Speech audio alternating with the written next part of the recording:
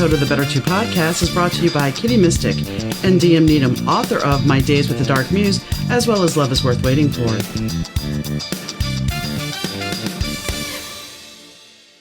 Hi gang, Donna here. Thanks for tuning into the Better 2 podcast. Today's guest is a familiar voice / face if you're watching on YouTube. We had a guest a while back, and she talked about her book called The Making of a Woman, and her name was Jules A. But today we slip into a different hat. Today, Miss Jules is with us, and she will talk about being a dominatrix. She explains the difference in dominatrix, that there's a Fem Dom, and then there's the dominatrix that we all know, the dominatrix that is seen in many videos, and, the cultural image of a dominatrix, of what you think she should be. So we dig deep into that, and we talk, of course, about a lot of different things, including trauma. And so check it out and enjoy. Hi, Jules. How are you doing? Hey, girl. I'm doing great. How are you? I'm doing good, except I really should introduce you differently because you're Miss Jules. And there's a reason why I need to introduce her this way, people. You guys may have seen her episode of Making of a Woman or heard her episode. And while Jules and I were talking, it came out that Jules is a dominatrix. So I thought, with the popularity of books like 50 Shades of Grey and it portrayed in the media, that maybe we should actually talk to somebody that knows the skinny about being a dominatrix. So yes. Turn it over to Jules. Tell us a little bit about being one. Well, I can start by saying I didn't grow up thinking this is what I wanted to do when I grew up. Like, this is not, that was not on my wish list of things to do in my life.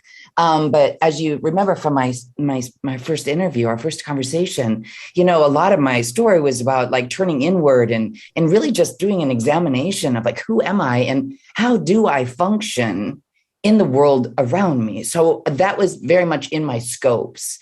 And for me to actually recognize this side in me is within my sexual preferences, and again, that was many layers deep to find that authentic self. And so while doing so, I initially hit bouts of like, oh, this might not be healthy, or, oh, maybe I just need to keep digging. Maybe I need to heal more, right? Like if this is turning me on, maybe I need to heal more. And so I really got into the whole shame of the way I was made up.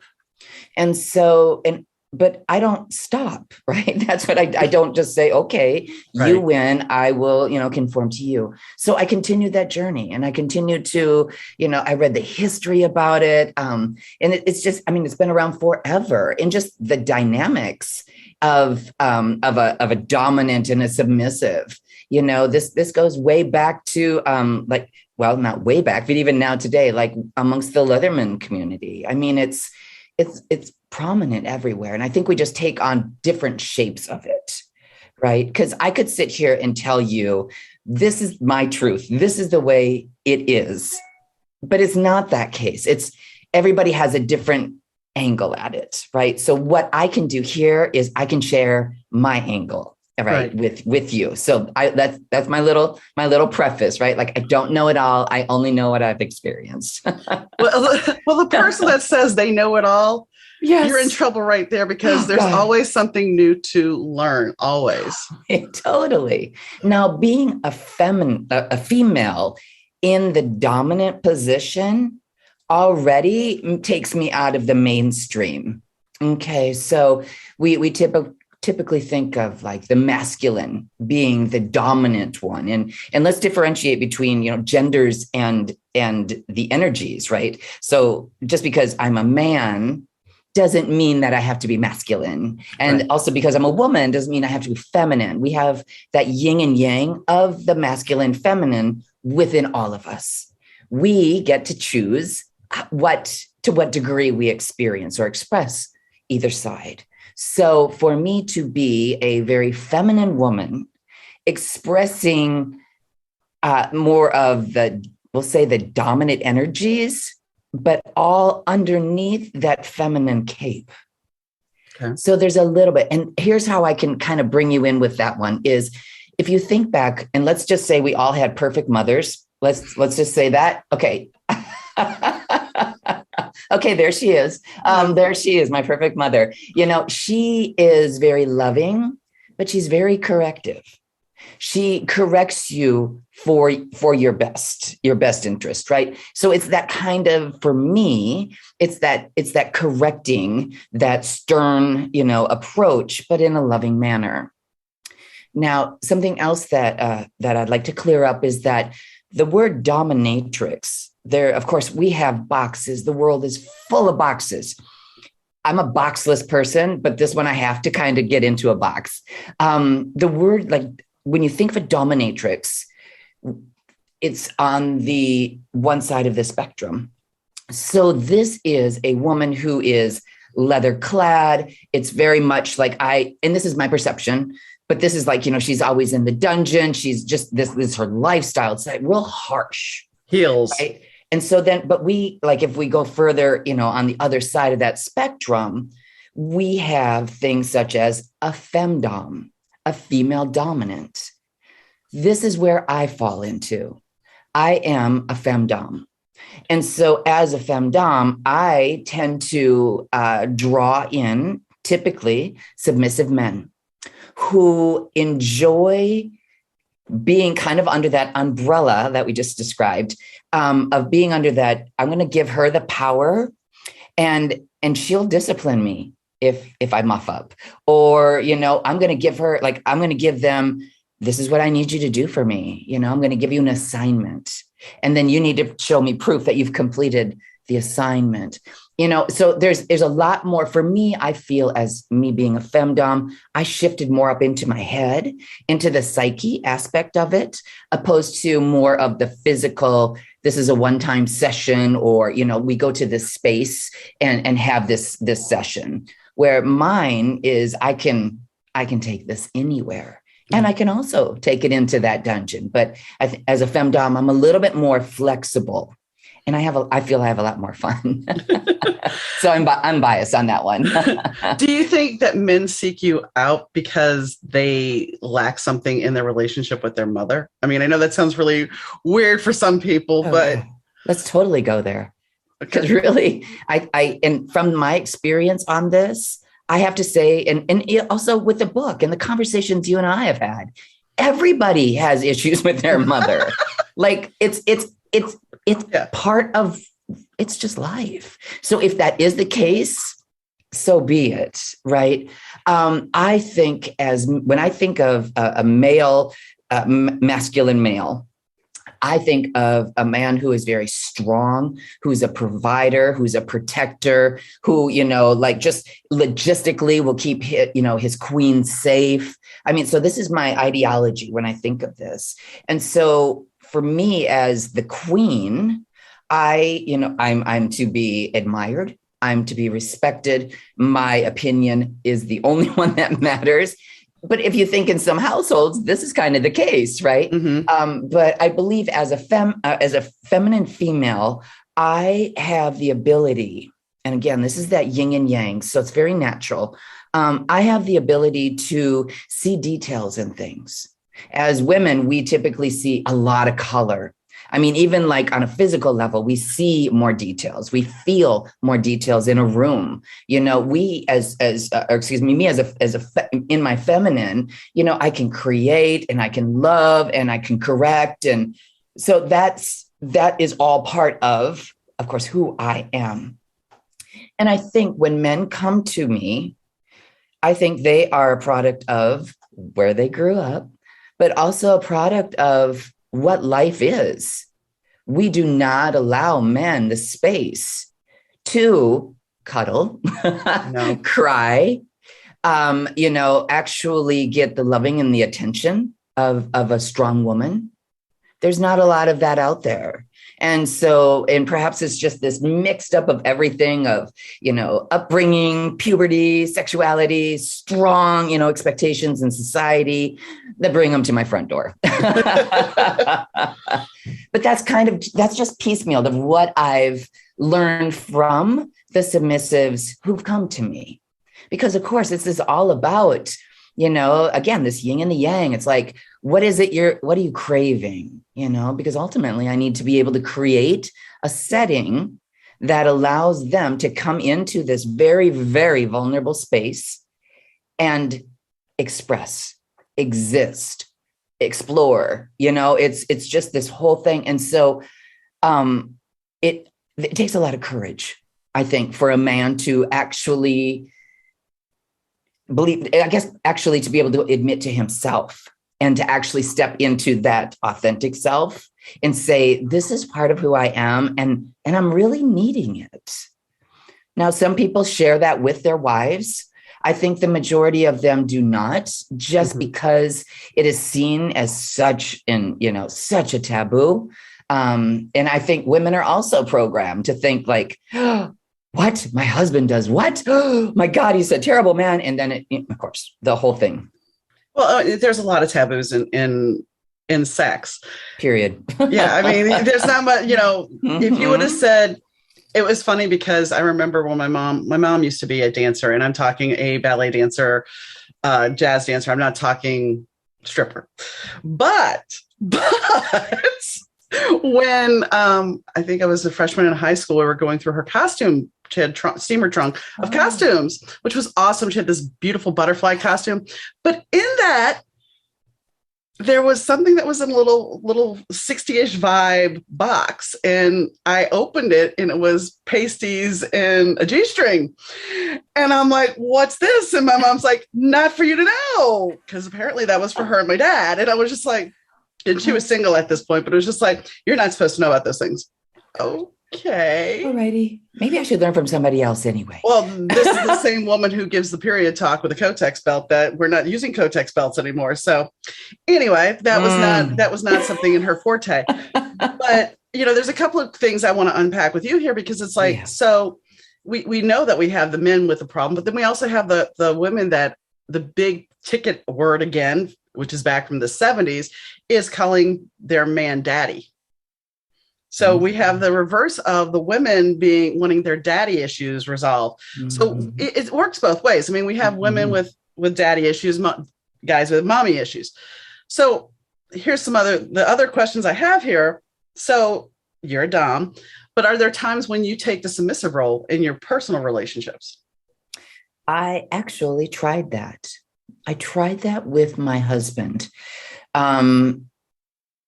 And I mean, first off, I think it's difficult. It was difficult for me because I'm always, like I said, I'm always looking for details. I specifically could not get into my body to even go into that real submissive like state. And we actually did it on a physical level, like a physical domination, in order for me to, get me there a little easier. It was oil and water. It was very, very uncomfortable. I trust my husband. I love him. I adore him. I don't think that he would ever do anything that he didn't feel comfortable doing. So there was none of that concern. I just think that that's not my place. I've heard stories that some people are able to switch roles. That's why I was curious. Yeah, in some, and I gave it a shot, and who knows? The beautiful thing about all this is maybe in 5 years, I will be able to have that experience, right? Because I'm constantly evolving. But at that time we tried it, it wasn't. And in fact, it was very uncomfortable that was just extremely uncomfortable. I had to ask, and I appreciate you answering. I have another question that's going to be, so your clients that come to you, is this purely a sexual thing, or is this just to a certain point and not a sexual act? That's always the $1 million question, right? You don't have like to what goes on behind so. closed doors between consenting adults, right?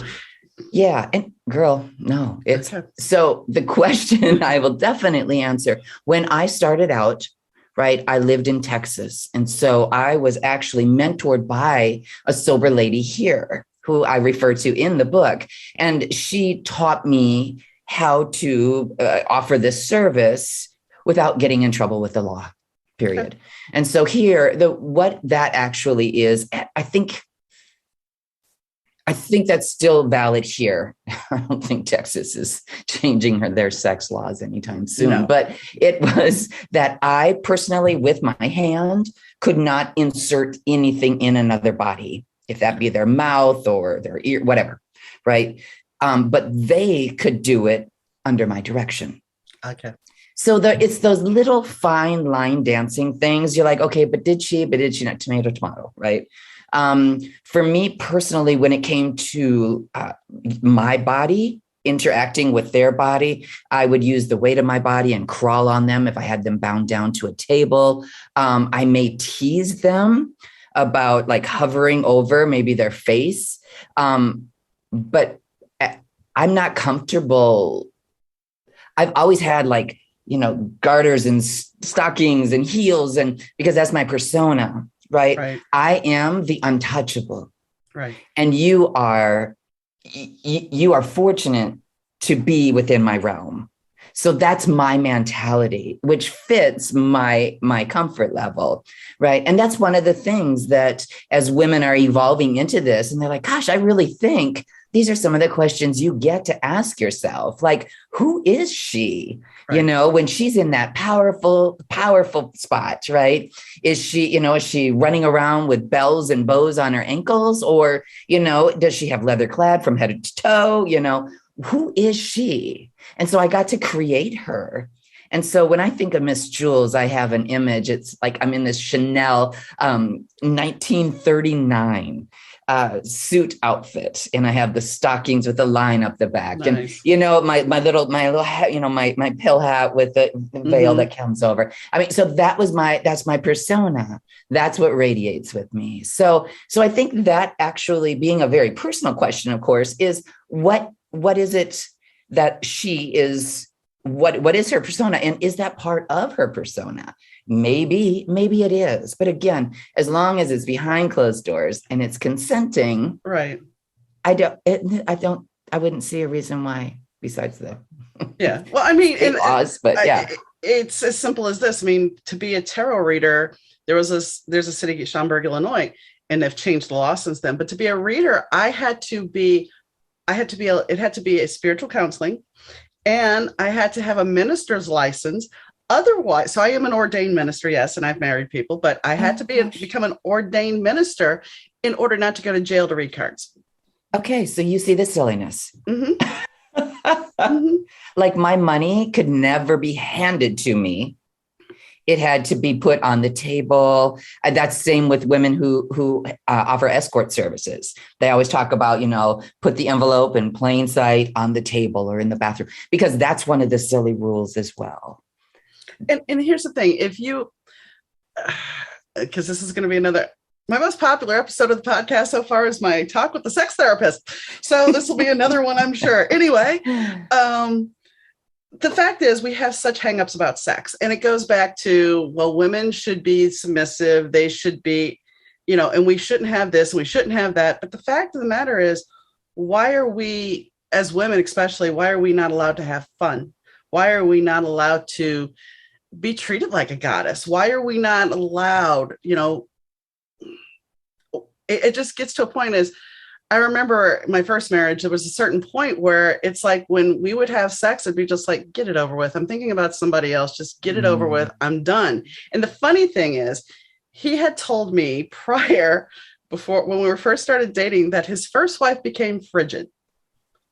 And I didn't understand. But then fast forward 4 years later, and I'm sitting here going, oh, I know why. Because there was nothing there. There was no excitement, and it was not interesting. It was just there. Yeah. And I think there are women out there, because that's one of the things, of course, for me, it's like, I need to find my people. Right? I'm always finding my people. And so when I do meet other women, sometimes you can just feel it in their energy.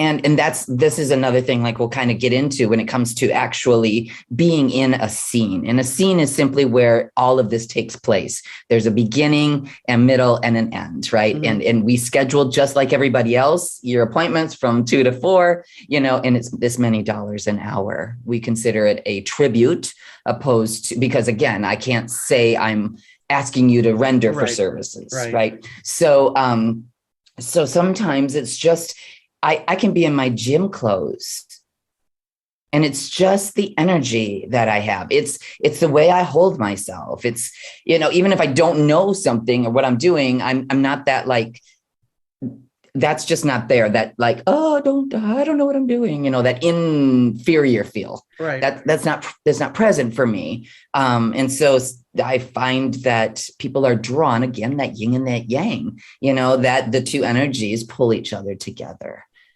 So it's interesting, especially when my husband and I will go out to dinner, and he loves to go to steakhouses and have me the one in the front as we walk through, because he loves to watch all the guys. Like, he's like, yes, I'm so proud of her. She's mine, which is something men do. Right. So it is. And I mean, there was a time in Texas. Yes. Cause I used to live in Texas. I wore a halter dress with a push-up bra, and my girlfriends would walk behind me. I was skinnier, but I still had a rack. Yeah. And my girlfriends would walk behind me to watch other women just go, oh, the nerve. And a couple of them were like, those aren't real. And they're like, oh yeah, they are. They're mine either way. Yeah. I mean, and the thing is, I was totally oblivious to it. Totally oblivious to it. Because awesome. I just wanted to be me. I was comfortable in that dress. I may not have been the skinniest person, but I was comfortable. And that's the thing about it, is if you're comfortable in your body, you can own that power. Yeah. And I've seen women, both small and large, totally rock this world, and I think and this is back when, skinny was the in thing. And I think that the larger doms, I think they got more clientele because they were the ones that are telling society, screw off, I'll do things my way. And so I think that is also part of that authenticity that they were drawn to as well. And I think, and that's the thing about men. Sometimes, especially now, and even, I guess, even in the past, men have always treated women, I don't want to say as a sex object, but they know how to manipulate and turn you off completely. I remember being in a situation where the gentleman I was with, he was younger than me, and we were getting busy and everything, and it never worked out. And I should have known, because I ended up reading his cards, and he asked me if he was ever going to sleep with a man. But that played with the mental psychology of, well, I'm not attractive. And this coming off from my marriage with the guy who's like, well, you don't have a Playboy one. What the hell does that mean? Please tell me what that means, because a Playboy one isn't even real. Oh. So there was a lot of psychological game. And when I think about it, there was a guy that I was really interested in who was flirty with me, but I think subconsciously I was like, I'm not worthy of this. So I passed on it. I wish I wouldn't have, but I think it was just the mental games that men can play with you without even. So, are they being dominant? Well, yeah, but in a toxic way. And not so much the guy who ended up was unsure about his sexuality, but the hubby, definitely. And we hear about toxic masculinity all the time. I just actually listened to a podcast on healthy masculinity, and it was very refreshing to hear, like, it's the strong one who can meet her where she's at, instead of, blowing her off and saying it's a girl problem. Yeah. It was very powerful. I enjoyed it, but that's off topic. No, it's not. I mean, because we're talking in general, and here's the thing, like my hubby, it's like my last hubby, he was okay that I could go grab an auto part and change the air filter on the car, or change and fix something else. Yeah. Not that he couldn't do it. I mean, at a certain point, because of his vision, he couldn't, but we'll say this. He took on the feminine roles around the house. And sometimes I took on the masculine roles, because he would cook. He would do the dishes. I would cut the grass on the riding lawnmower. But I mean, I would do the things that quote unquote would be masculine. And I think in a healthy relationship, you have that yin and yang balance. Yes. And I think that's when you get to that level and you can actually recognize that, because then the two forces are not clashing, right? And there's no right or wrong, because we have all of it. So just because, like you're saying, you're out pushing the lawnmower on Saturdays does not make him any less than a man. No, it doesn't make you any less of a woman. It's simply a side of you you're expressing. Well, and the interesting thing about this is, because he was a type 1 diabetic. So he was willing to do caverjack into his penis to try to get an erection, and he couldn't. So he was happy to buy me sex toys. He was happy to take me to a toy shop. Yeah.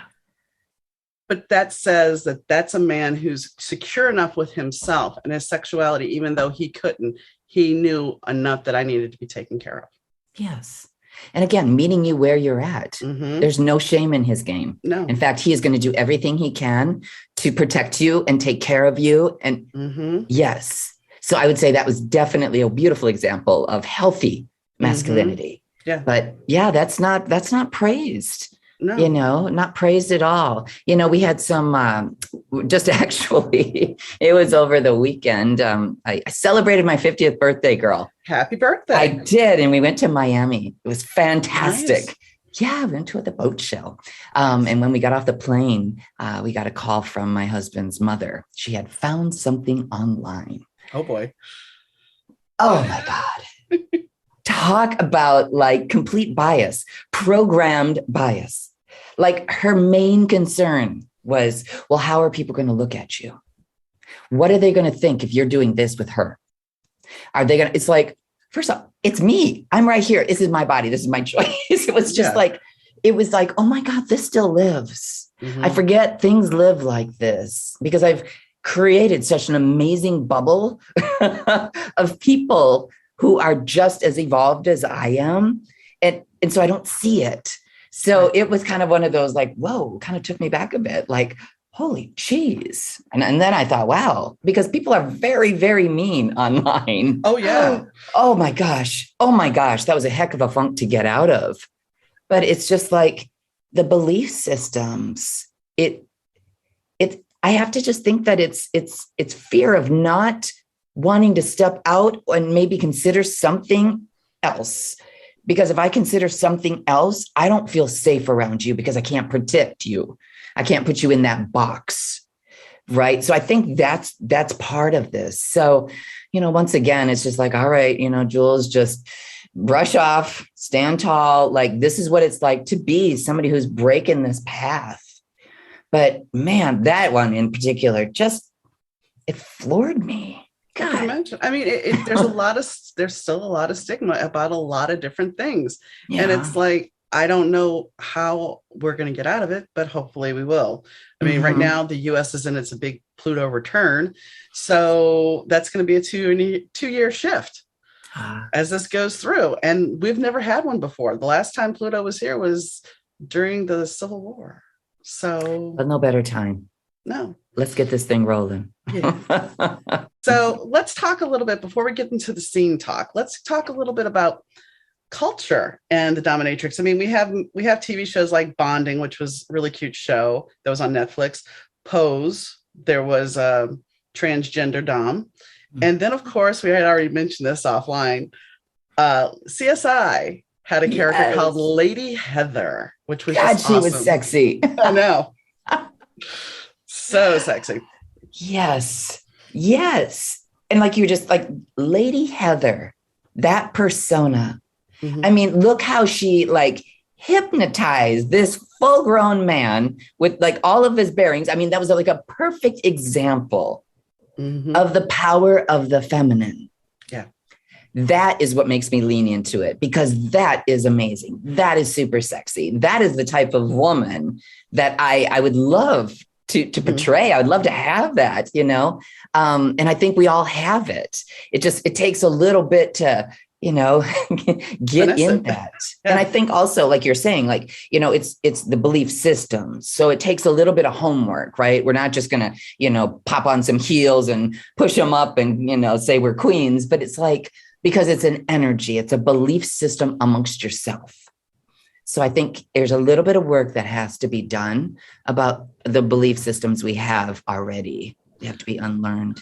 Before I ever got married, it was always amazing that I would walk around normal, but if I put on a pair of heels and short skirt, that was it. I owned myself. I became this whole different persona. And I knew my power, and this is going to sound really bad, but I was 18, 19 years old. I knew I could go to the grocery store, and if a man was with his wife and he looked at me, then I was like, okay, then I'm good for the night. I knew I looked good. And I know that seems egotistical and ridiculous, but I was also 18, 19 years old. And it wasn't that I had anything that I wanted from these people. It was just about me verifying my power, which, looking back, it's like, you should have just owned yourself and not worried about the outside approval. Yeah. But that's what life is, right? Yeah. That's what this is all about. So while we're still talking about media real quick, there is the infamous book of 50 Shades of Grey. Yes, and, TikTok kind of dispels when they have male doms, they're always talking about how there's aftercare is important for having a dominant relationship with your submissive, that you're supposed to do aftercare. But 50 Shades kind of just, there's a lot of talk. It's a great book. It got the BDSM world out there. I'm not, and I shouldn't say great book because I haven't read it, but it made a great impact on that culture. Mm-hmm. However, there's a lot of people that say, basically he was a stalker with money, an abusive stalker. So let's, what did you read the books? Did you? I watched the movie when it came out. I did too. That's where I went. I think because this is who I am and the life I lead. Mm-hmm. It was like somebody trying to tell me what an alcoholic is like. It's like, you know what? I appreciate that from your perspective, this is your experience, but this is not everybody's perspective on this side of people who experience it all the time. So, but the movie, I do have to say, it was hot. It was sexy. I enjoyed it. Not necessarily, again, the idea that he was a male and she was a female in those roles, but I thought it was hot. But yeah, it was a movie. It was Hollywood. I mean, it's not like that.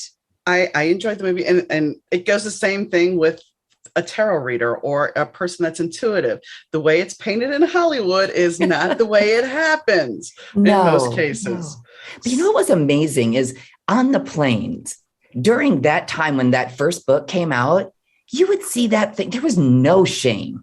That it was almost like gave all of the housewives in the world like the little golden key to like be open. And, so I don't know if there's a form of like liberation or something that they could read this stuff in public, but it was everywhere. There was even a movie called Book Club with Jane Fonda. I can't remember who else is in it, but Jane Fonda, Don Johnson, Mary Steenburgen, and a couple of Candice Bergen, and one other person, and not Mia Farrow, but Woody Allen. It's Diane Keaton. That's it, Diane Keaton. And sorry about that. No. And it was them reading 50 Shades from an older woman's perspective. Oh, so it was a movie about the book. That's how much of a cultural phenomenon. And then I remember in Target when I went by, I was somewhere in Target one day, and they had like on the clearance rack, the 50 Shades sleep mask or bondage mask, and the 50 Shades handcuffs. All the paraphernalia. Yeah, right? And I'm just like, really? I know. Like it, and that's kind of exactly what I did. Like, what? You go to your local sex store and find all this stuff. But you know what? The girls who go to Target can't always go to those sex stores. This is true. Right? Like the shame runs deep. Mm-hmm. So, if she runs into Target to get toilet paper and just happens to fall upon something like this, maybe it's a little easier. Well, that's what's kind of funny is now here I live in a small town, and you can actually find the personal massagers in the Walmart. Oh. And I'm like, I remember finding those in Spencer Gifts back in the day. Yes. But now, and they have different types, and I'm just like, really? Okay. It's happening. We are evolving. Yes. And I think it's good that we are. Yeah. Yes, totally. Because it's always, as we know, sex has always been here. It's why we're here. Mm-hmm. Like this whole shame game. And maybe that's it. It's like, it's so silly. It's like, even if I, verbally, if I was shamed or something by someone else, it's like, seriously, like, we're made because of sex. You exist because people have sex. Yeah. I mean, so, yeah, it's ridiculous, actually. Well, what's your funny thing, when you think it's funny too, is you have the church going, no, you shouldn't be touching yourself and you shouldn't be doing this. Okay, but what are you guys, what's the church doing with the little boys and all this stuff? Why not let them get married and have a normal life? Why not let them marry who they want to marry? I mean, why do we have to have all these hangups? Yeah. You know, a lot of unlearning. I mean, I've talked about this before, and we'll get to I want to get to the scene next, but you know, when my mom died, my stepfather, I'm going through my mom's stuff and I find these two large massagers about this long. And my first husband looks at me and I look at him, and my stepfather comes and he says, "Oh, those are mine. Your mom used those on me." And I'm like, that's just, no, it gets weirder. So then we're flipping, you know, we're going through video cassettes to get stuff. And there's a videotape of my mother's feet. And we talked about this, I think, last time. And I was just like, oh, yeah. But no, what's really creepy is that she said when I was 16, oh, he likes giving pedicures. So let him do your feet and he'll buy you a pair of shoes. It wasn't until I hit 52 that I realized that my mother basically served me up. Yeah. Anyway, that's beside the point. But and I think it's incidents like that kind of give us this, wait, we were just on track. It's like it's okay that you have those toys and that he likes your feet, but then wham, we get out of bounds, and then we get kind of all messed up. And I have to think that other people do that too. Right. And I think when we get out of bounds and we're like, we can't recover from it. So we shut down. Right. Like, we're just not going to let's just not ever talk about that again. Yeah. I mean, I didn't even think about it. Honestly, it just, whatever. And then I was over at my friend's house and I was talking to her and it was like, oh. And the real audacity is that my mom at one point accused me of sleeping with the man, which I couldn't stand him. So I was just kind of like, shit. Yeah. But you set this up in your mind. That's, but that's how it happens when you start healing trauma, is you start going through and you're going, okay, let me unpack this. Yeah. Let me take this bow off and look in the box. Yeah. So it's better that I figured all this out. So talk to us about what happens in a scene. My scene happens way before, just like as we were referencing Lady Heather. It's her persona. It is not like you're showing up at the dentist. She has this air about her. And so I would dare to say her communications were in that same realm. And so when a gentleman contacts me, there's this very in-depth screening process. And then they actually have the opportunity to talk with me. And, at this point is really, I mean, besides the screening and the website and all of that, this is the first time they actually get to hear my voice, the tone of my voice and me telling them, what we are going to do. And this is what I expect of them. And so this whole seduction starts taking place. And so I will always, typically my schedule wouldn't allow, but always at least a week out, because the mind of a male is always about processing. And it's the seduction that keeps them like drawn to you. So, and as we know, right? Like after men come, they're done. So it's like the longer I can keep them in that state, the better. And so there'll be things that I will request of them prior to actually coming to see me. And that will be, you will refrain from having an orgasm until I see you on Tuesday. And they'll say, yeah, but what about, I have a wife at home. And I said, that's wonderful. In fact, you can start by pleasing her and not worrying about yourself. Nice. And so like this whole, like, oh my God. So the control factor is already, that hook is being placed. And there are some other fun little things that I do before they even get to see me. So 98% of the time when I open the door, there stands a man who is scared, uncertain, and super excited, and then thinking, holy fuck, what am I doing here? Like that whole thing is going on, like bouncing around in his head as they, walk in super smooth, super calm. Right. But little things like hearing my heels click Mhm. as they wait outside the door. These are all little things that I've learned to incorporate in this whole scene. So they will sit down with me. We have kind of a little introduction. I'm still in full role. I mean, there's no like, hey, how's it going? I Yeah. mean, like I'm sitting in my chair, my legs are crossed, my heels, the whole works. And they're sitting there at the edge of the seat. And so then I, make some small talk just to kind of relax them, because sometimes it gets to be too much for them, right? It's overstimulating. And so what makes them most comfortable is the quicker I can get them into that submissive state. And so, for instance, I will simply just have them sit on the floor, because men in my environment are not allowed to sit on the furniture. Oh, wow. And so they will sit on the floor. And there are some who, for instance, people who enjoy feet, or men who enjoy sissification. They love to sit at my feet and clean my shoes or rub my feet or just feel my nylons on my legs. I mean, there's different fetishes all across the board, So at this stage is like when I'm really, they're going to start drifting off, we'll say, into the submissive state, the subspace, we call it.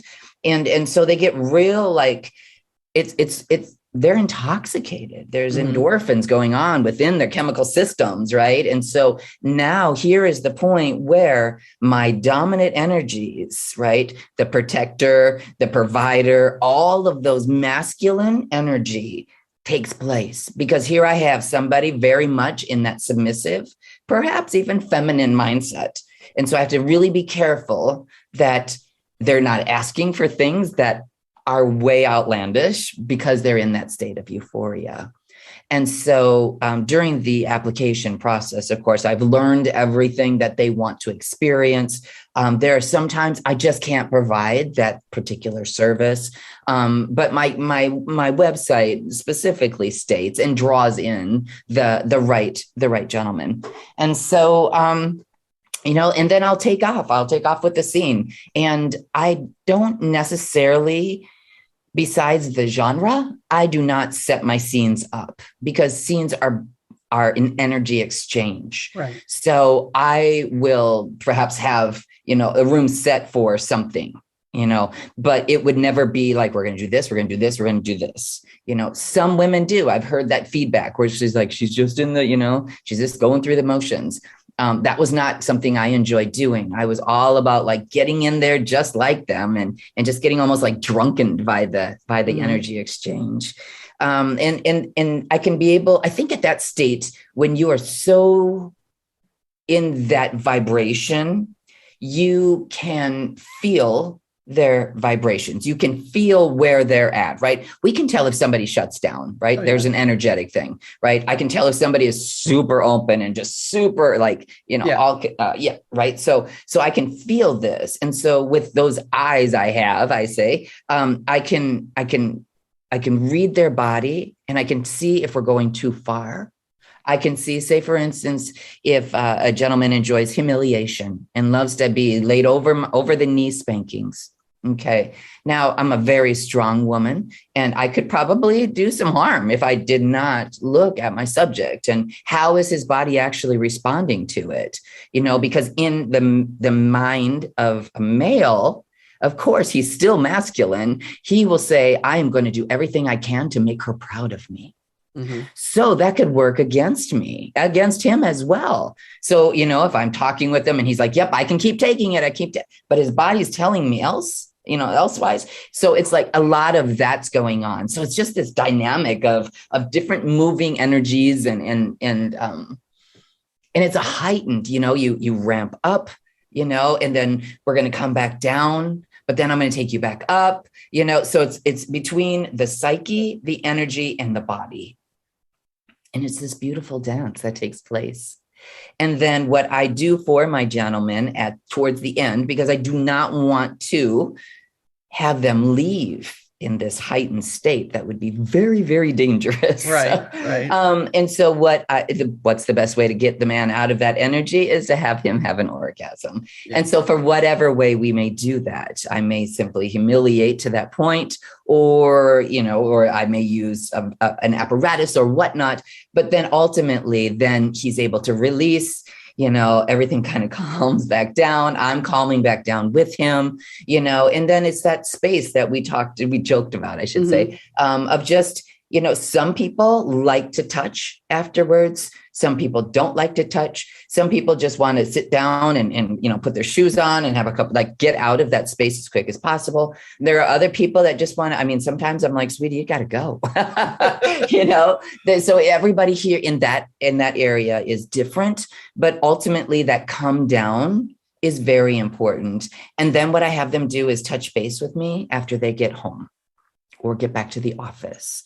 Just so and that's just me being me. I want to make sure my boys are good. I want to make sure that, and two is like, they'll bring some of that home to them and their wife will be like, why are you being so nice? Or, so it's like we can really play on these energies, just like Lady Heather did, when we realize the power of them. And I think, that's the one thing when you think about sex. In our normal relationships, sex is let me rip your clothes off. And there's the energy, but there's not always that connection. There's not always the mental connection. There's not always, I say part of the reason I think my marriage was so good, my second one, was because that was not in the table. While there was that connection and there was intimacy, there wasn't I don't want to say hunger, but that's the best way I can think of it. There wasn't that urgency of I need to rip your clothes off. Yeah. Granted, I missed it, but you know what I'm getting at. It's like we had a solid relationship where when you're younger, you jump into that relationship, and a lot of the times it's like, let's get to it, let's do it, and let's continue to do it. And now we're in love and we have this wonderful relationship. And then when that fades, you look back and go, what have I done? We didn't have much. Yeah. No. Yeah. So I think that we have to start working as a society to educate about psychological principles of sex, the energy principles of sex, and the actual act that women are allowed to feel good and have control. I think of like Latin women, women who come out when they're dancing and they're powerful, and oh my gosh, that is perfect harmony when I see them with their partner. And that seems like perfect harmony to me. She's definitely heard. She's definitely, there's just no act. That's all by the energy within. Right. So I totally agree, but we're not a society that taps in. We're learning, but we are so cerebrally programmed to fit into this particular box. But little by little, we're kind of wiggling out. Well, yeah, because before, a plus size woman would not be considered attractive. Right. A plus size woman was just, no, you're fat and go away, and you're not supposed to dress cute. Yeah. I like a certain clothing store, and I like their clothes a lot. And I'm over 50, and their demographic when I was on hold one day is like, clothes for the young and fit. And I'm just like, you really are messing with a whole demographic of women that want to be empowered. And, 50 now isn't looking like our grandmothers back in the day. No, ma'am. We don't have the bouffant hair. You gotta give us some cred and let us be who we want to be. Yeah. And go ahead. But that whole industry has done nothing but shame women for profits. You're not pretty enough. Your hair's too short. Your hair's too long. It's just, that's the way the money has been made, is by telling you that you are not good enough and I have what you need. And now they've started to do it with guys. Yeah. And yet the guys have bought into a hook, line, and sinker, just like the women. Just and it's like we did. Yep. I don't know. It's a big force. It's a really big force. And because we are very, I think as humans, we're very We like things that look good, and we like to look good. That's very important to a lot of us. And so yeah, I don't see that fading anytime soon. Not in my lifetime. How did you get out of the shame of being a dominatrix? And I know that you didn't have any shame, but as you were saying about your mother-in-law, it's like, how do you get out of that, the mental game of shame? I surround myself with people who think the way I do. Other people that I can go to and share that story with, and they hold space for me, and they're like, that's not truth. Like, they will talk that tape out in my head that plays. And journaling is one of my biggest tools, as you know, from when we first spoke, is like, because this is between me and source, right? Because that was a thing too. It's like, okay, girl, now you're getting sober. My first sponsor, when I told her what I did, she told me that I cannot work with you because for you to keep doing this, it's wrong, morally wrong. And for you to drink is for you to die. And I don't believe in what you're doing, and wouldn't work with me. I'm a woman who's dying of the disease of alcoholism, and she could not overlook that. So, I mean, the stigma is very, very big, and it's very strong, but I have to just think that I plant seeds. Mm-hmm. I plant seeds as I'm being authentic, because what's super awesome on that, I had that experience, and probably 5 years later, I was in a situation where I was breaking up with somebody. And it was in that DS, that dynamic, or that dominant submissive, the DS dynamic. And I couldn't talk to anybody who understood. This is before I created that circle. And I remember there was a lady in the rooms of recovery. And I said, we met because I was in such pain. And I was like, I know what I'm going to explain to you is going to sound very foreign, but I will answer any questions because I have to be able to talk about this. Like, my heart is breaking because I loved my submissive. I was in love with him. This was a fantastic dynamic. And so to this day, she's like, you have taught me so much. Like, now when I hear, or, something else, I can have my eyes open for that. So as we sit here saying, not a damn thing's changed. And, I have to think that women like us, we're certainly planting seeds, and perhaps they're just underground right now, but it's in the process of growing. Where things are changing. Well, and one thing I want to say to you about you, not that I've only talked to you twice, but here's the thing the person saying, I don't want to work with you. But the fact of the matter is, okay, so being an alcoholic, that is something that is hard. It's something that you are caught up in trauma and you're trying to survive. And you claiming your power, not only to become a dominatrix, to heal yourself, and we haven't even talked about this, we talked about this last time, become a female bodybuilder. That is all about women empowerment. So take your little notion that this is morally wrong and stuff it. Mm-hmm. Yeah. Totally. Like, there's no wrong way to be a woman. No.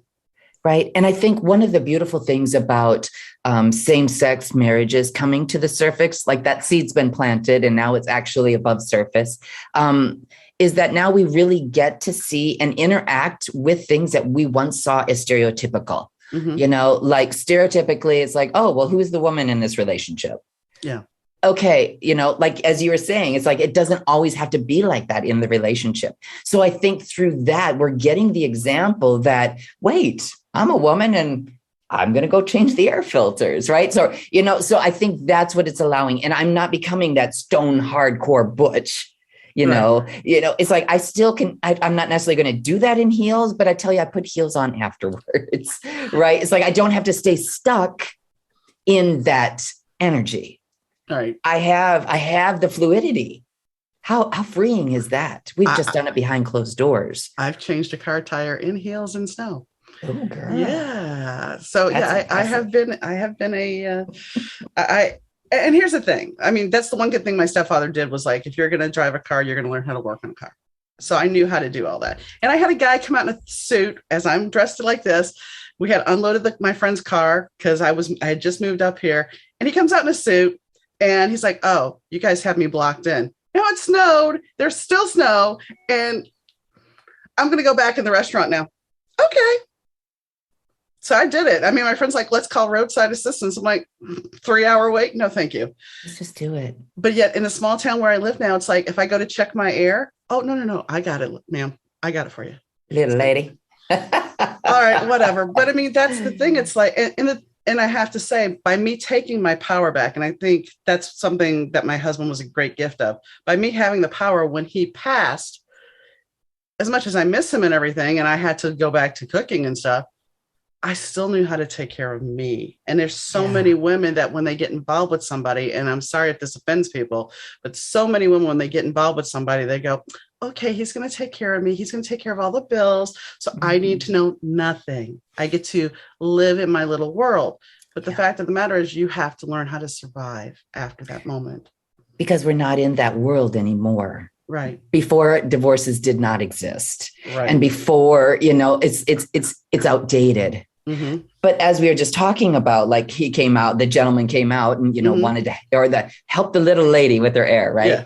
So that was something too, because here now, as I'm Miss Jules, I'm in my masculine, but then I meet my husband and he's like, baby, I don't even feel needed around you. Right. So I'm like, oh shit, like I'm totally blocking what fulfills him.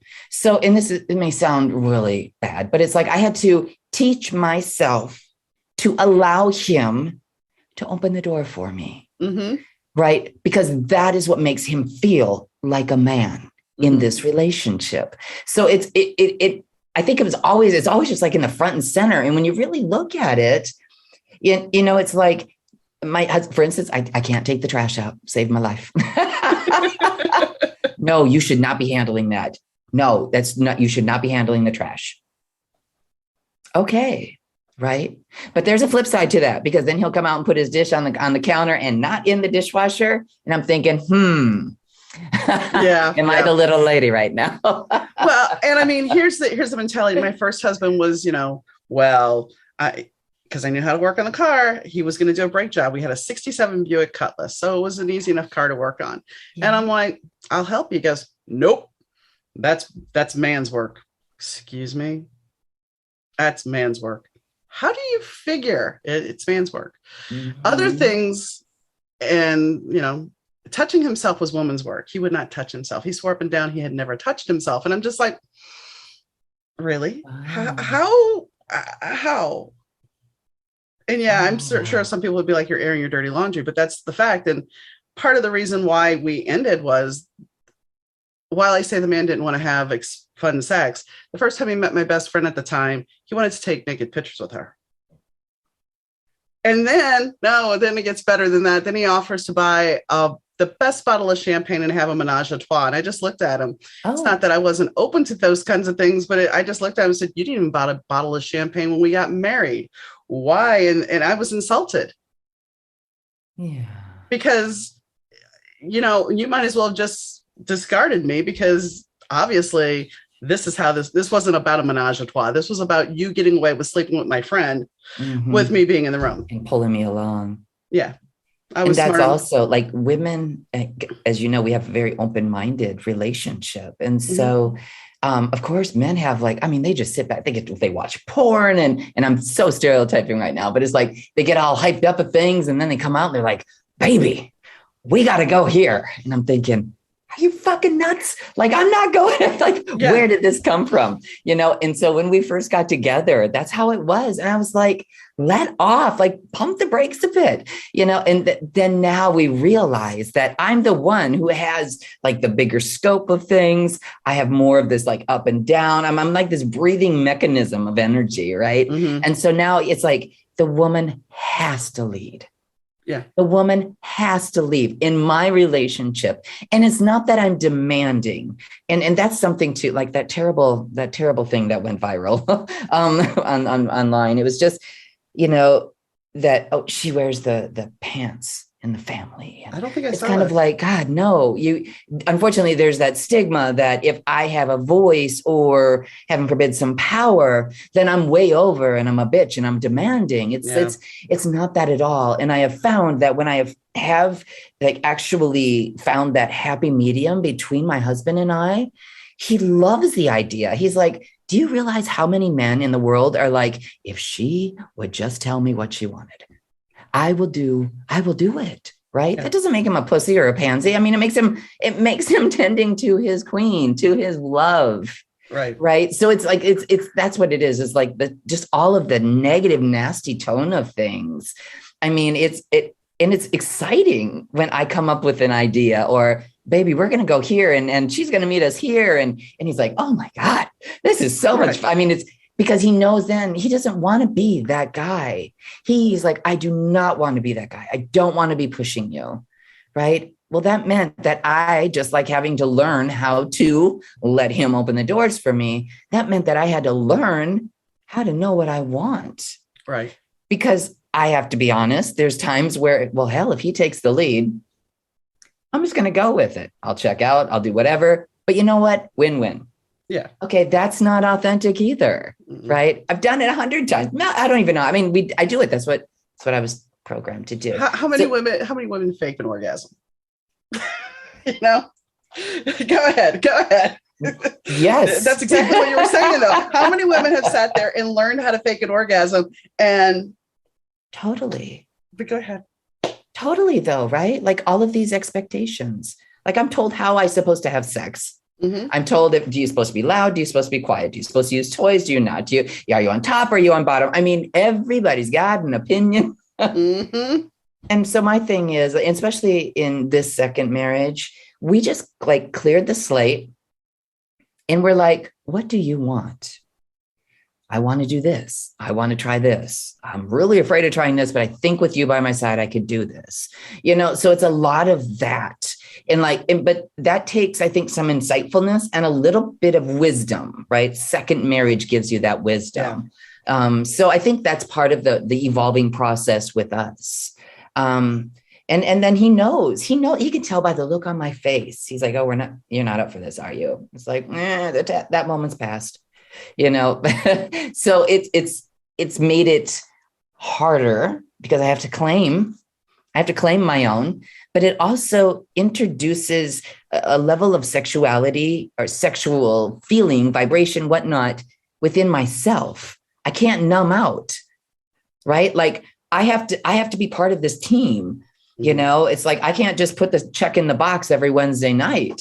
Right. So it's required that. And so it's like, if he's at a height and say he's, we think of a scale of 0 to 10 and he's riding at a 6 all the time, right? Testosterone, that's his makeup. And I'm riding at like a 2, bump up to a 3, 4, 2. Yeah. Right. Okay. So that's going to make a lot of work and it's going to be a lot of pressure for him. Right. And so what I've done is I've stepped into that feminine. And I've stepped that up so I can ride it like probably a 4 or 5. That is through doing things that make me feel sexy, taking baths. I love to wear heels. So those are things I've just incorporated into this dynamic that allows for me to stay at a little bit higher vibration. And so that makes it a lot easier as well. And I enjoy it. It's authentic. It's just part of that feminine that I never gave the opportunity to express. And see, that's important. I remember in the first marriage, I went to Victoria's Secrets and bought this nice purple lace teddy. Ooh. And I was going to do this little strip. And the lovely man that I was with says, why'd you got that on? It's just going to take it off. Okay. Yeah. I mean, when you look at that, it's like, and I look back and it's like, how could I own my sexuality when I had that?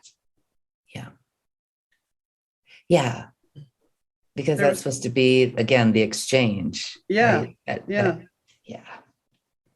So, I mean, I look back and it's like, I would have done things differently now. And the funny thing is I look back at that first date and my back hurt. I was like 22 years old.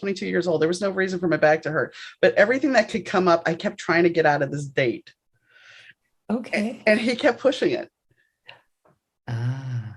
And the best part of this is I sat down across the table from him at dinner and I said, I don't want to fall in love until I'm 25 and I don't want to get married until after I'm 30. Famous last words. He ended up moving with me shortly after our first date. That's called conquer. Yeah. Yes. So, yeah, I look back and I think, man, the things you could have done differently had you been more confident and not had the trauma. Yeah. Like trauma kind of puts us in the negative. Then we get to like this, like just the positive, like we're just at ground zero, we'll say. Mm-hmm. And then we shift up into the, the positive and empowerment. But again, like if we didn't do the negative, right, on the negative side of that, baby, I would not be having the conversation with you. Well, I would have no insight. As I say, the youth is wasted on the young. Well, to have the knowledge that we do now and be that young again. Yeah. But yeah. We would have missed out on something. So are you still currently an active Dom? No, I am not. And again, that's one of the beautiful things is I have so many different layers to me that I now get to enjoy that I didn't even know existed.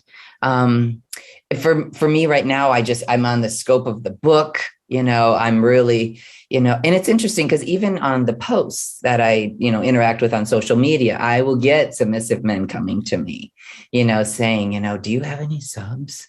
Do you, so it's like, baby, no, I don't have any. So we just say I'm in retirement.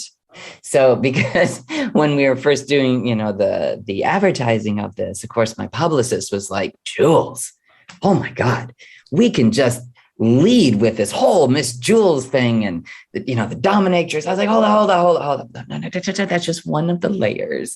But man, it took me like probably 4 tries to be like, no, we are not. No, stop bringing this idea to the table.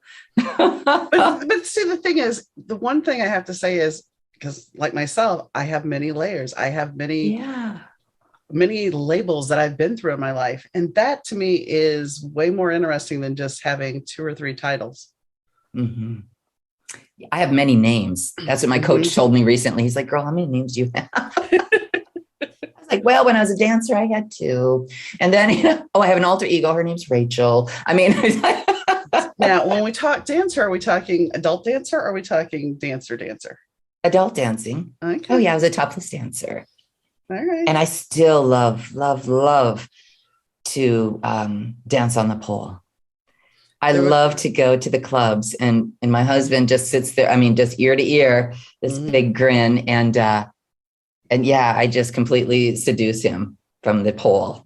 And the room, the room is just like, it's fantastic. Nice. Love to be watched like that. Yeah, I admit that there was a time when I was younger that I was like, it'd be an easy job for me. I have a set. Yes. But I didn't do it. I mean, I danced, but I did never work a pole or anything. It's always one of those things like, I could have done that. Mm-hmm. And that in itself, just pole dancing, now that we have studios all over. Oh, yeah. I mean, talk about like embracing the feminine. There is nothing sexier than a woman who can seductively work a pole like that. And again, look at how the men respond to it. It's almost like they're craving the feminine because we have literally wiped it out through the woman's movement, and I appreciate the work these women have done. I'm not saying that at all. But what I'm saying is like we've wiped out parts of us that are very important, so yeah, when there is that real feminine woman, and it's just, I think that's part of the reason Miss Jules was so successful is because I embraced that 100% and then still had the restrictions of you can't touch this.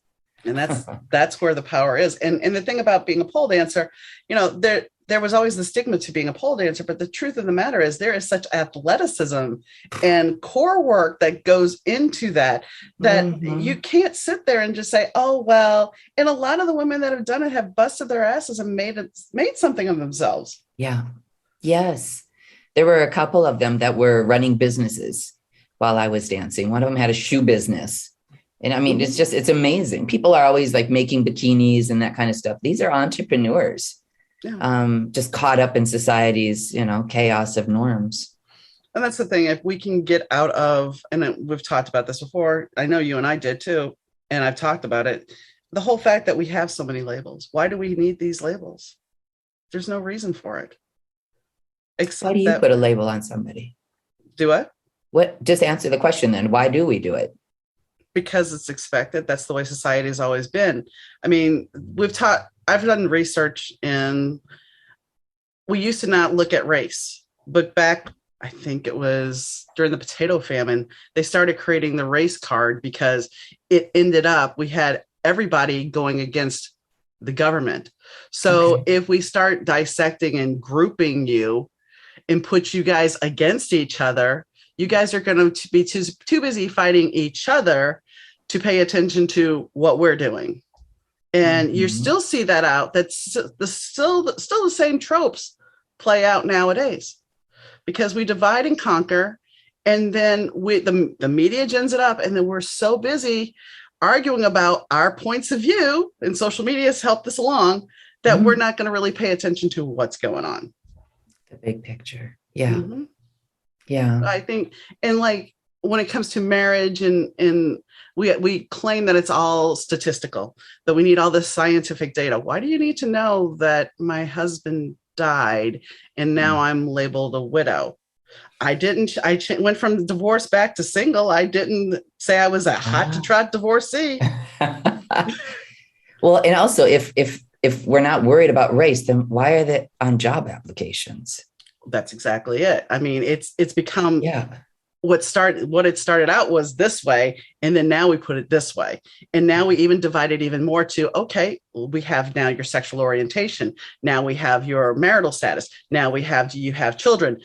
It's all these encroaching into your business. That is it really worthy? Do you really need to know? Is it going to change everybody's life that I am this orientation? Is it going to change your life if I'm married? Yeah. It's very invasive. It's very invasive. And I'll even catch myself where I will come up against one of the stigmas I believe, or I've been programmed. And that is the most humbling moment by all means, where it's like, shit, Jules, you're doing it yourself, right? So it's like, okay, that's somebody else's. That's not mine. That's not what I see. That's not what I believe. But just how quickly it's, I think the mind is programmed to do that, right? Like it's always finding a solution, right? It's because we need to exist.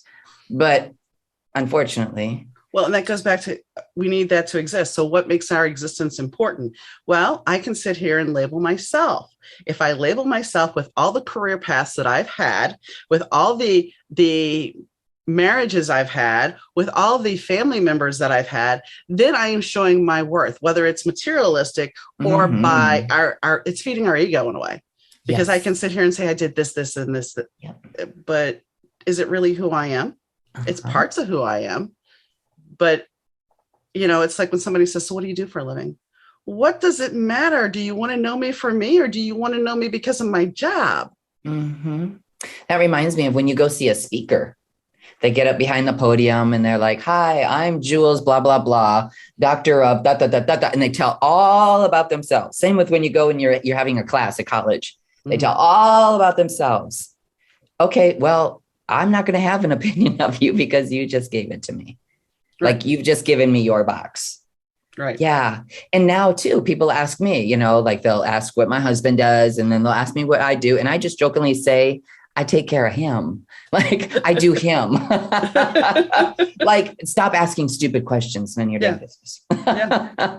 So, I mean, it's just this big picture where it's like, we look out, and I've talked about this. We look at the freaking cover of the book. We don't read the blurb. And that's really what we are. We are all a book cover. And when you think about it, we don't turn it over. We don't take the time to invest and say, okay, who are you really? What is in your heart? Not what your career is, not what granted, you can tell me all about that, but I want to know the person who you are. Yeah. Yeah. Not the hats you wear. Right. Yeah. Big difference. But again, people don't go there. No. That's a scary spot. That's going inward. Oh, yeah. And the thing is, for you as a person, if you identify so wholeheartedly with that hat, when you lose that hat, suddenly your whole identity, your ego, your id is going to crack, because then you're like, what am I now? Exactly. Yeah. And I think that it reminds me of the generations where, the husband would go off and he was the CEO or, something high end that brought in all the money. I mean, so it's like the part of like the household, like maybe that's it, and now it seems like with women, I don't think as women, we say, what do you do? No. We don't, it feels like that falls more on like the male side of it. So perhaps that again is part of the yesteryear that's hopefully dying out. We do have dads who stay home now and nurture children, or we do have, dads who are teachers and dads who are nurses. And so maybe as we keep bleeding that with these authentic people who have the guts to stand up and be like, nah, this is who I really am. Those are all the shakers and makers in the world. Well, and if you think about it, let's go back to the stock market crash back then. All these people that had affluence, that were millionaires, started taking their lives. Is that because suddenly they weren't, all they saw was that they weren't going to be who they were. Yeah. So they had to take themselves out. Is that because they were so entrenched and enmeshed in that idea of who they were? I think pride for the masculine is very large. It's a very, very big thing.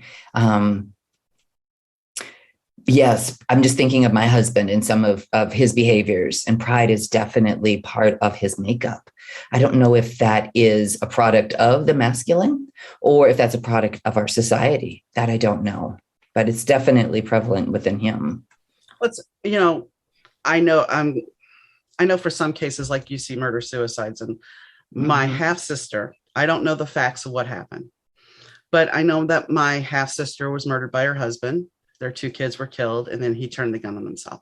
Now, in a lot of cases like this, you are dealing with somebody that the man feels that, well, if I can't take care of them, then nobody can take care of them. So I'm going to take them all out. And that's what my dad did. Exactly. And you were talking about, and that's the whole pride thing. That's the whole pride. Like, if I can't take care of her and shelter her and provide for her, I can't leave her here by herself.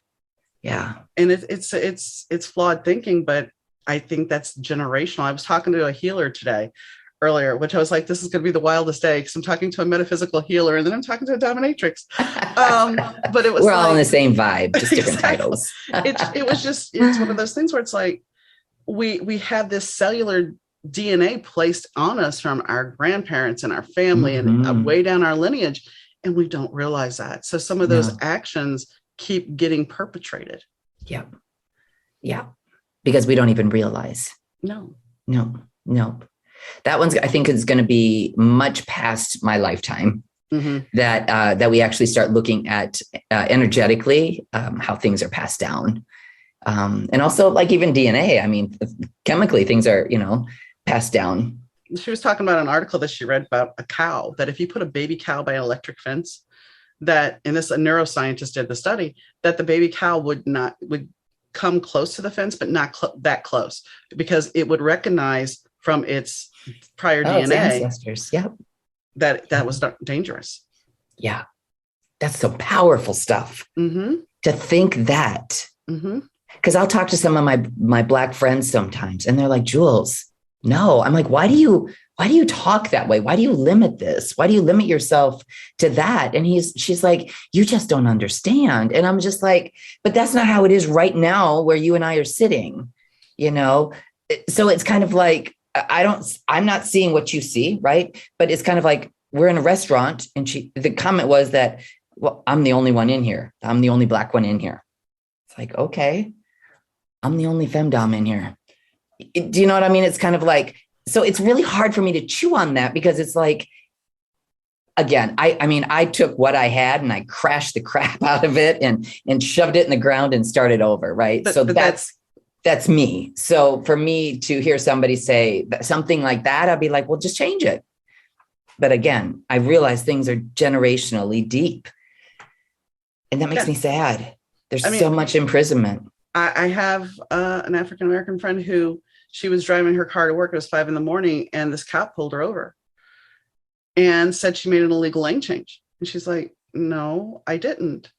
And this is the same person who says to her son when he's like, I want a red convertible. She's like, you can't have that. You're going to end up dead. So anyway, the cop pulls her over. They ended up calling, I think, 3 other squad cars. The command had to come out. This was like 2-hour event. They accused her of stealing the car at one point. Oh, geez. And she's like, I really thought I was going to die. Oh. And then finally the squad leader came over and they released her without a problem and said everything was a misunderstanding. But can you imagine being put in that situation? Because, and I mean, I get when I've been stopped once or twice, I've gotten upset. I mean, I had a cop when I was driving through Missouri pull me over, and he actually asked me to get into the front of the squad car. And every one of my friends has told me, oh, you could have got out of that ticket. I was a nervous wreck. I was crying. And I even asked him when the first time he got a ticket was, but I had no intention. I'm sure he thought maybe I would have taken care of certain things to get out of the ticket, but that wasn't who I was. But what cop does that? What cop puts the person in the front seat of their car? Yeah. So, I mean, when you look at the situation, it's like, when I understand where your friend was coming from, because for you and I, we don't necessarily have that stigma. But for them, I mean, at one point in my childhood, when we lived with my grandmother, I was the only white kid in the neighborhood. And that was okay. I enjoyed my friends. I played stickball with them out in the street until, it was dark. However, when my grandpa died, my mom got us out of that neighborhood so quick. And my mom, because now I know, looking back as an adult, when we moved into our neighborhood in Shreveport, she's like, well, you can't go to that school. Why? It's a bad school.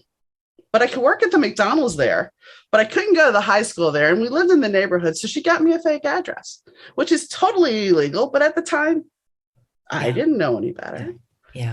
But that's racial prejudice. And it's still, unfortunately, I thought it was moving along in the 80s that we weren't going to deal with it, but it's very much still true, unfortunately. Thank goodness we're talking about it.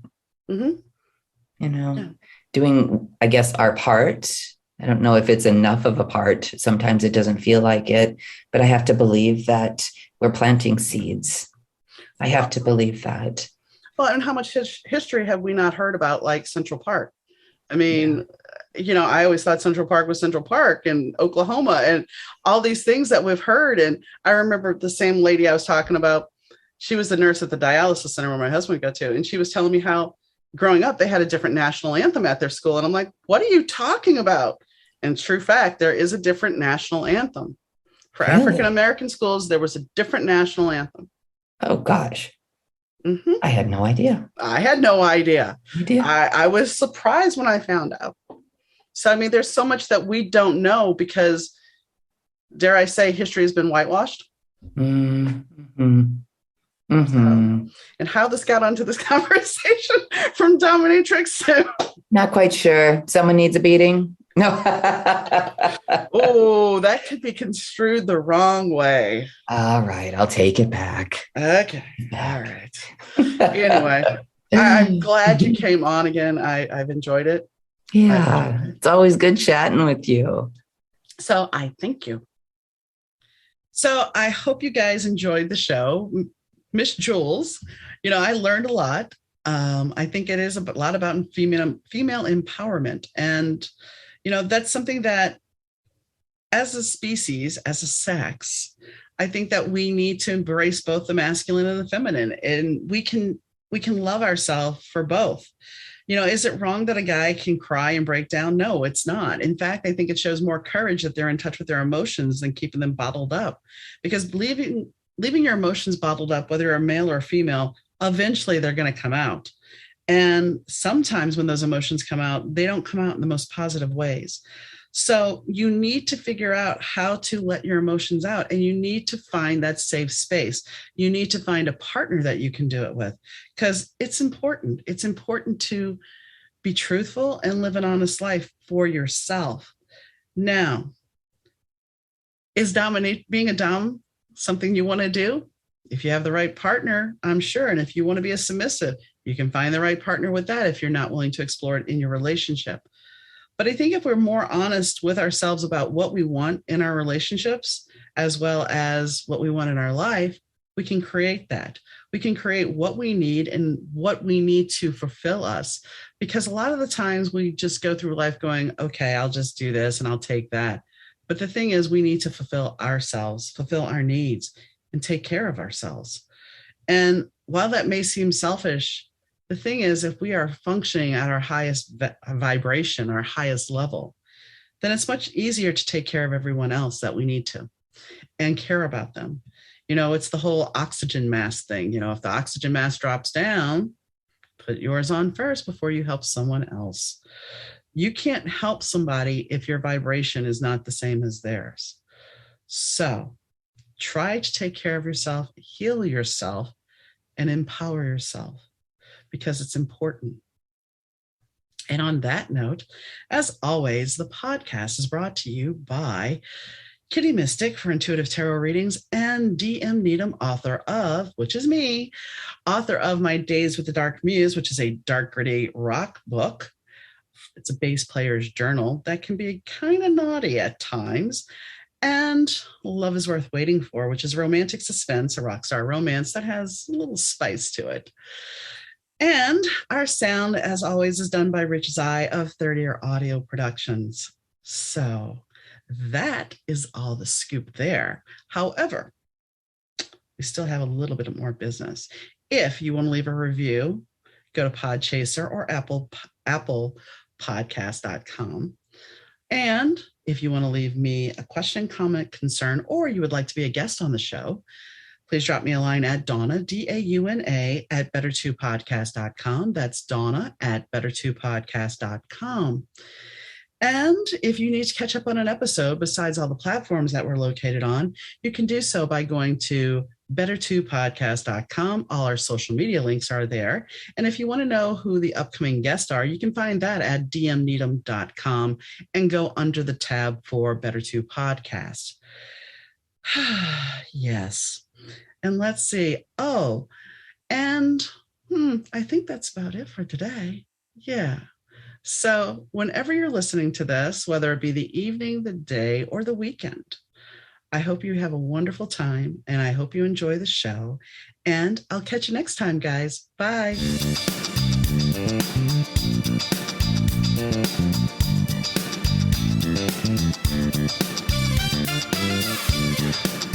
The Better 2 Podcast is mixed, edited, and produced by Rich Zai of Third Ear Audio Productions.